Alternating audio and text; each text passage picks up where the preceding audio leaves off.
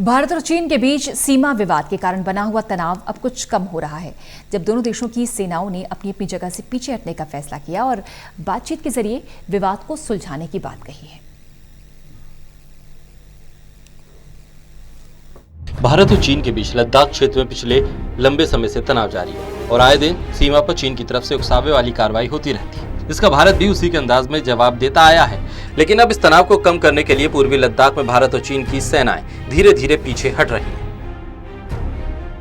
LAC पर घटते तनाव का एक संकेत इसे माना जा रहा है। खबरों के मुताबिक पूर्वी लद्दाख के कई इलाकों में दोनों देशों की सेनाएं पूर्व की स्थिति में लौट रही हैं। दोनों ओर से जारी तनातनी के बीच ये सुधार अब देखा जा रहा है, जब इसी हफ्ते दोनों देशों में सैन्य स्तर की वार्ता होने जा रही है। हालांकि इसके पहले भी सैन्य स्तर की बातचीत हुई थी, लेकिन इसका कोई नतीजा नहीं निकला था। सूत्रों के मुताबिक दोनों देशों के बीच सैन्य स्तर की वार्ता गलवान इलाके में पेट्रोलिंग पॉइंट 14, 15 और स्प्रिंग इलाके में होगी, जहां चीनी सेना गलवान वैली PP 15 और हॉट स्प्रिंग इलाके में 2 से 2.5 किलोमीटर पीछे तक हट गई है।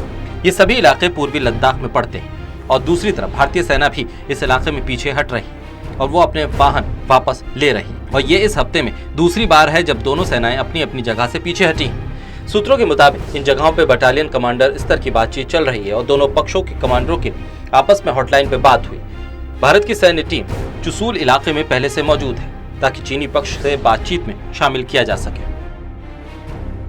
चीनी विदेश मंत्रालय के प्रवक्ता के मुताबिक 6 जून को चीनी और भारतीय सैन्य अधिकारियों के बीच सीमा के हालात पर विस्तार से चर्चा हुई और दोनों देशों ने राजनयिक और सैन्य स्तर पर सीमा विवाद के मुद्दे पर बातचीत के जरिए इसे निपटाने पर बल दिया।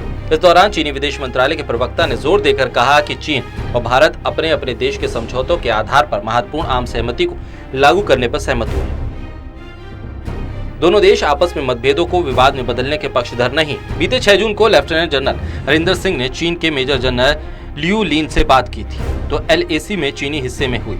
इसके बाद रक्षा मंत्री राजनाथ सिंह ने तीनों सेनाओं के प्रमुख और चीफ ऑफ डिफेंस के साथ एक लंबी बैठक की। इसमें मौजूदा स्थिति के बारे में मंथन हुआ। सूत्रों की माने तो रक्षा मंत्री को इस बात की जानकारी दी गई थी कि सेना की ओर से अभी भी बातचीत का सिलसिला जारी रहेगा ताकि 1 महीने से जारी इस विवाद को सुलझाया जा सके। Special desk, total news.